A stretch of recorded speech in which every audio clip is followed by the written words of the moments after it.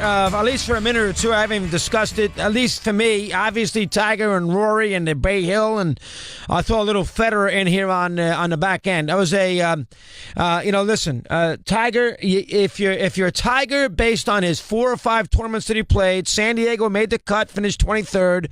He didn't play well in the Riviera. He'll live with it. All right, fine. Didn't play great there. Obviously, was good at the Honda. Excellent in Tampa, excellent here. So he's played 5 tournaments and made the cut in 4 of them. He was in the mix in the last 2 with a chance to win both. Last 3 or 4 holes yesterday, he had an opportunity despite the fact he was 50 minutes ahead. And obviously in Tampa the week before, he was right there with a chance on 18. I don't think Tiger will win the Masters because I'm not sure. I think he needed to win one of these tournaments before that. I still worry about the driver and a 3-wood in his hand when he gets to those par 5s on a Sunday afternoon, needing to birdie one of those 2 holes. But his putting is great. His short game is great. The driving would concern me some. Out of bounds yesterday on 16, 2-iron on 18 the week before. But I will say this. He will be in the mix on that Sunday in Augusta. Now, I don't think he's going to win, but he will be in the mix. And McIlroy made a lot of putts yesterday. He chipped in. McIlroy doesn't putt great. Made a lot of putts.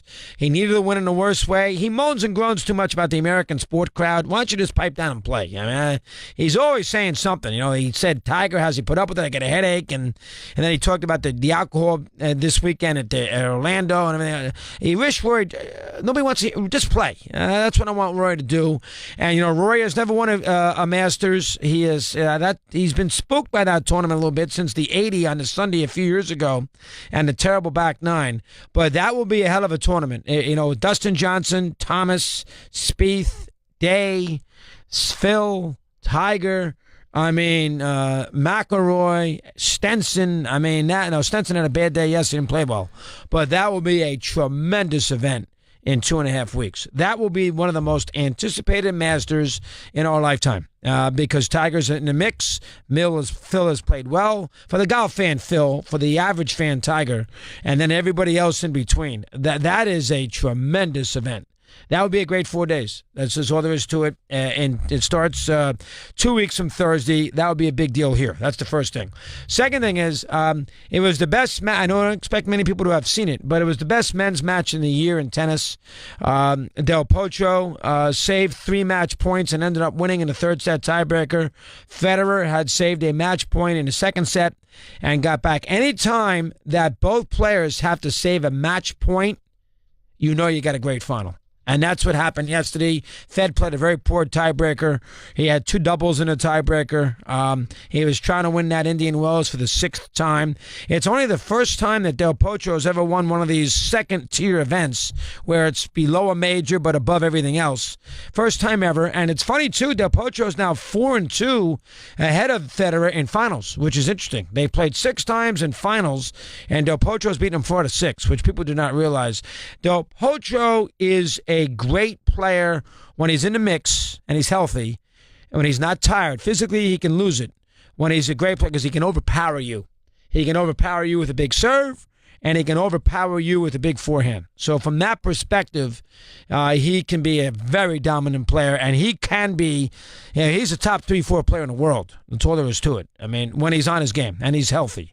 Federer, I watched it Saturday too. He's 37 in August. Now it would have been a great story if he would have finished this off, and he didn't. So you got to put that in the mix.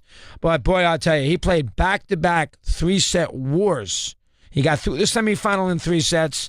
Could have won yesterday easy, a point here, a point there. He got by. He did to play 2 3-set wars on a Saturday and a Sunday at a non-major at his age and still play as hard as he did. And I have never seen Federer as cranky as he was yesterday, especially with the chair umpire. Never have I seen it. That match had an edge to it yesterday. So I was flipping around with Tiger, McIlroy, and the Syracuse-Michigan State game and Fed. And as I was thinking about this today, how many times in American sport do we have on a Sunday Federer and Tiger on American soil playing at the same time? I can't recall it in the mix at the same time. Remember, U.S. Open, Tiger's not playing. Federer's only here a couple times a year. He's here maybe once in the summer, then the U.S. Open, twice now. Tiger's not playing next weekend in Miami when Federer's playing. Think about it. Federer and Tiger on American soil, the two great athletes of our era in these sports. Nadal's up there too, but the two great athletes were playing at the same time. Back nine of a big tournament and the final of a big tournament at the same time.